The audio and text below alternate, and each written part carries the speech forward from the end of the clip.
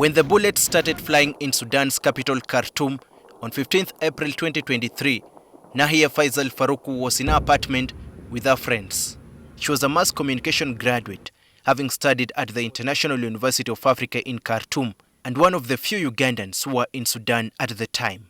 I wasn't so scared about the first bullet because in Khartoum it was normal because we're used to the strikes that used to take place like every week. For me it was normal. I thought it would just like take something like a week or days. Little did she know that the fighting would intensify and go on and on.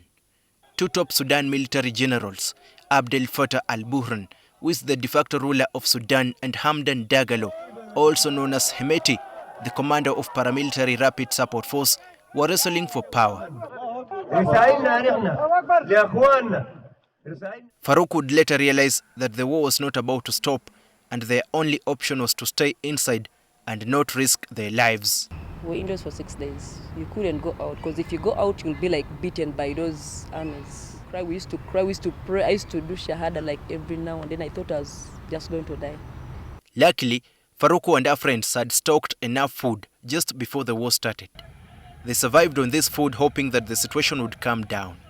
Her worried family back home in Uganda frequently called her to inquire about her safety. There's a day, like the bombings became too much. I called my brother and I told him, I'm really going to die any time from now. If you don't hear from me, just know I'm dead.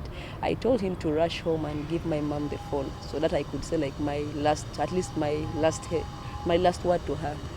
Then my brother was like, okay, it's okay. If you want to talk to her, I'll go and give her the phone. But then just make sure, don't cry. Just act as if everything is normal. So he went home, he gave her the phone. I acted as if everything is normal. I spoke to her. She was like, how are you? I heard like I was that side. I told her, yeah, but then me, I'm safe where I am. No, she's like, oh, it's okay, okay. I'm just praying for you guys to be like, for the war to end and everything to go back to normal.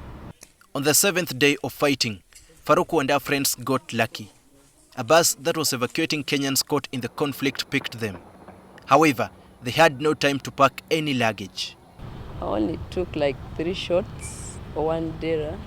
That's what I carried. And I had bought a lot of stuffs like for my mom, my sisters, my brothers. Like I spent a lot of money buying all those stuffs, but I left everything in Khartoum hoping I'll come back and pick those stuffs because I thought the war would take like not more than like a month.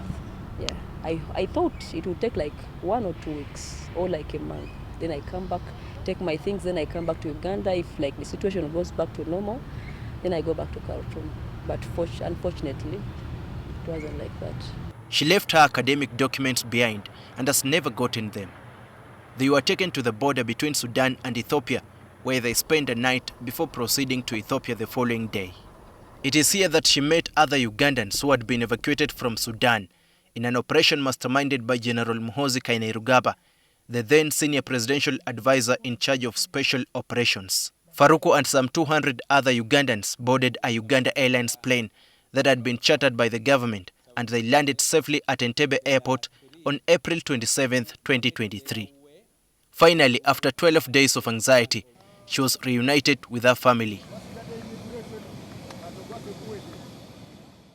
Although she is glad she escaped death, Faruku has found it hard to cope with life at home. She's jobless, yet she had secured part-time jobs in Khartoum that were earning her substantial money. I'm used to like holding my own money, not getting money from anyone. Even like my parents, I don't ask money from them, but then here it's hard. Faruku suffered trauma, which has made her life more complicated. However, she found a way to relieve the stress. That's why I even went back to play rugby. My plan was not to go back for rugby, like playing rugby.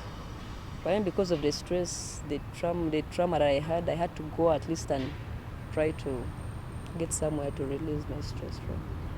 In spite of what happened, Faruku says she could return to Sudan in the future to continue life there. Daniel KIBET, NTV.